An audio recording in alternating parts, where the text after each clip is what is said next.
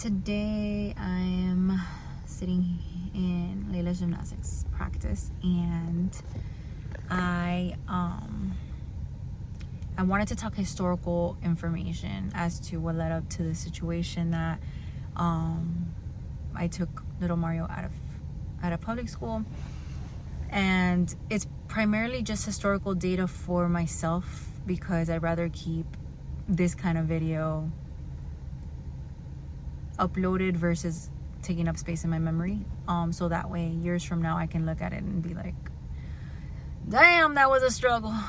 But I really just do these kind of dumps, and people that know me know that, like, my Facebook, I'm always like uploading albums, trying to clear out my photo data. It's just easier for me to keep things documented in social media.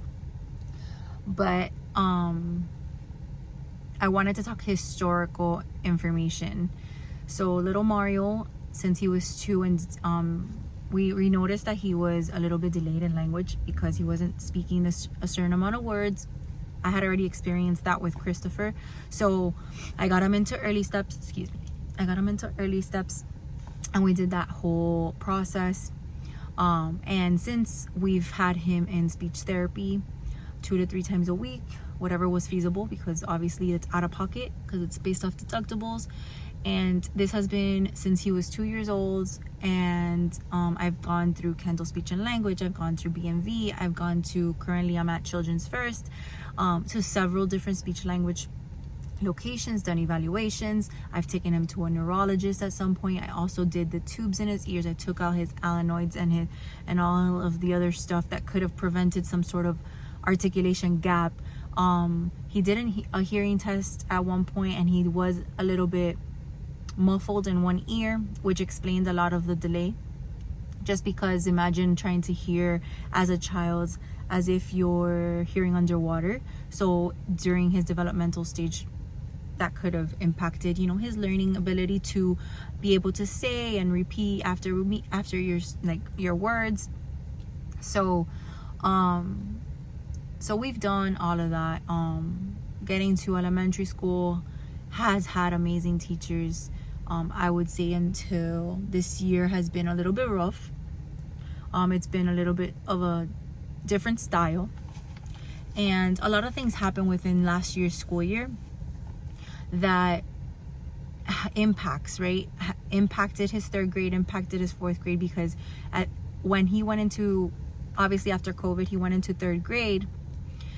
The public schools district, whoever the hell decided this decision was the best decision, decided to do inclusion versus the style that they had before, where they had resource room, which was smaller group, more personalized, individualized help. It was more catered to students like speech delay students. Within school, he's always had an IEP meeting. I've always had them with the ESC people. I've also had, the speech therapy within the school, aside from aside from tutoring. So a lot of combinations. So then the district decided to do inclusion, which means that these kids are now mixed in and are going to be learning at the same pace as kids that are meant to be in a regular classroom. And then they're gonna have someone come in and assist these kids with special needs, like speech delay, like whatever's on their IEP, which that's for another conversation, to come and help them. And they ask for help, and that's when they start to train them, like, to raise their hand, to ask for help if they need it. But that's when the teacher was able to go in, and in 3rd grade, I'm still waiting for the logs of when the ESC teacher would go in to help him. And I struggled a lot last year. I had an amazing teacher last year. She worked with me, worked with him, worked with everyone to make sure that he had a good experience. And the question always came like, oh, why didn't you hold him back? I'm like, how am I gonna hold back a kid that is putting effort? There's no support. There isn't going to be support enough to close his gap. Because of that non-support, I'm going to hold him back to affect his morale, affect his self-esteem. Being in the same grade as his sister, I mean, I thought of it.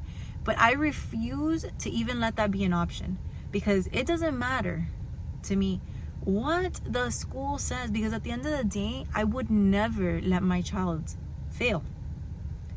And I would try whatever I need to try. I mean, last year, I sat through IEP meetings. I emailed someone in the district that's in charge of ESC. They didn't answer. I emailed them again. I got the boss of that person involved. They got the principal involved. The principal didn't respond. They made sure that she responded. I sat in a meeting there. I sat in several meetings. The first meeting was a disaster. The assistant principal was picking up phone calls in the middle of my meeting. It was just disastrous. Thank the Lord, he's no longer there. The second meeting was with the district on Zoom, with the principal, the reading coach, the assistant principal, everybody and their mother. But because he was showing improvement, to them it's satisfactory that the support that he's getting is enough. And it's not enough, because if not, his gaps would be closed. He wouldn't have a gap to fill. And there's an obvious gap. And how is it that he has 30 minutes or 45 minutes of Spanish? How much time does he really have in that speech therapy? Because they keep telling me, yes, it's 45 minutes. It's not 45 minutes, because by the time you grab all the kids from the same grade, that you sit them down, that you settle them down, that you get them focused, it's not a 45-minute speech therapy in groups. It's not. It's been a build-up to then finally having him in 4th grade. And I mean, from the get-go, I've always been very clear with the teachers. I've always told teachers, this is what works. This is what I've observed. These are his struggles. This is what I think would help. This is what I think would be beneficial for him. Let's work together. I'm on your side. We want him to succeed. I know this, and this. Always, always, always, always, always. I don't care if you shouldn't tell the teacher the first day. I don't care about that, because honestly, I need my kid. I want my kid to succeed. And if I have to preset that for the teacher to understand and be ready for it, then it's not like he's not misbehaving. He's not, causing chaos in the classroom. He just needs a little bit of a push, right? So this year has just been, we had an IEP meeting. I asked for another IEP meeting because I had some accommodations that I wanted to add to the IEP, and I had some concerns, and I wanted to see how those concerns can be addressed. And then you think that they're addressed, but then do you really know they were? I don't know. I can't confirm they were addressed, because if not, then I would see an improvement in his grades. And I've never seen an improvement. And it's not the lack of trying. It's the lack of, hey, sir, hold on. You just finished the test. We just sat down. How did you finish this test so fast? No. Let me reset this test, and you need to slow down. No.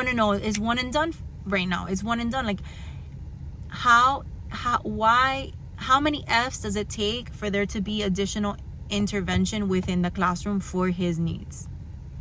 And that's the historical data I want to make sure I communicate for myself, for my purposes.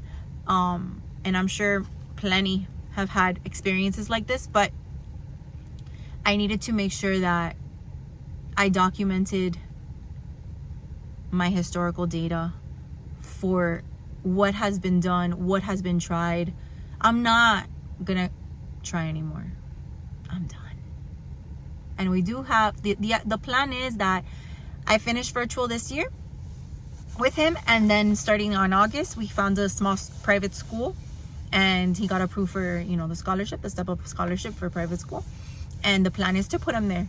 If FLVS works out, then FLVS works out, which would be great for my pocket, because I don't have to, on top of the scholarship, pay additional money, registration, books, and all that stuff. But we do have a plan to put him in somewhere. We just couldn't do it for personal reasons, like right now, like in January. It just didn't make any financial sense for us right now. So we will hold that until August for plan A.